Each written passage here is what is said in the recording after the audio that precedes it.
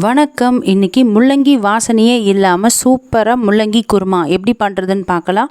இது இட்லி சப்பாத்திக்கெலாம் ஒரு perfect side dish. இந்த ரெசிபி எப்படி பண்ணுறதுன்னு பார்க்குறதுக்கு முன்னாடி இன்னும் நம்ம சேனல் உமாவின் சமையல் உலகமாக சப்ஸ்கிரைப் பண்ணலன்னா சப்ஸ்கிரைப் பண்ணிவிடுங்க.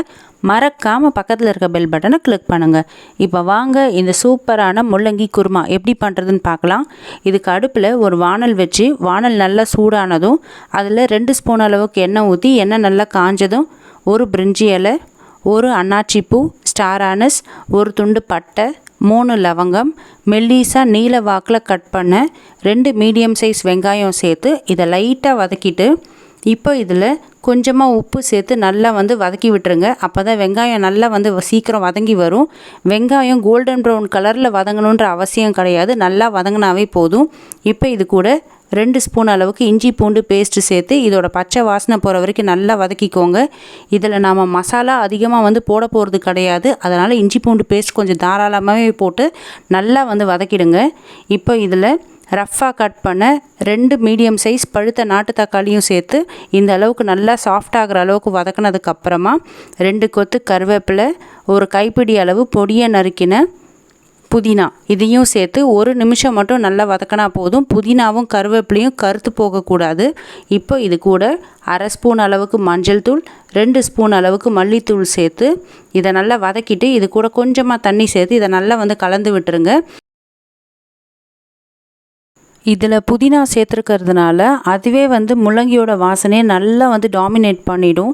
இந்த குருமாவில் நம்ம முள்ளங்கி தான் சேர்த்துருக்கோமா அப்படிங்கிறதே கண்டுபிடிக்க முடியாது, அந்தளவுக்கு நல்லா டாமினேட் பண்ணும். ஒரு சிலருக்கு முள்ளங்கியோட வாசனை பிடிக்காது, அதனாலே இந்த முள்ளங்கி சாம்பார் இதெல்லாம் கூட விரும்பி சாப்பிட மாட்டாங்க. அந்த மாதிரி ஆளுங்களுக்கு கூட இந்த மாதிரி குருமா செஞ்சு கொடுத்தோன்னா விரும்பி சாப்பிடுவாங்க.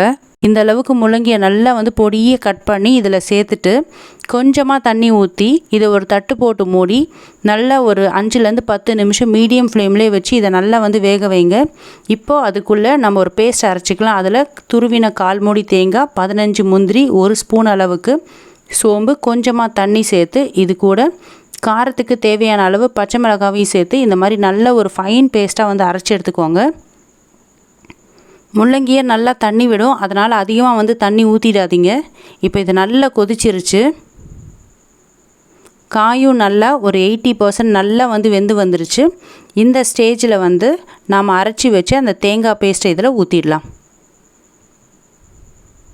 இதே ஜாரில் கொஞ்சமாக தண்ணி ஊற்றி அதையும் நல்லா கலந்து ஊற்றிட்டு இதை நல்லா கலந்து விட்டுருங்க.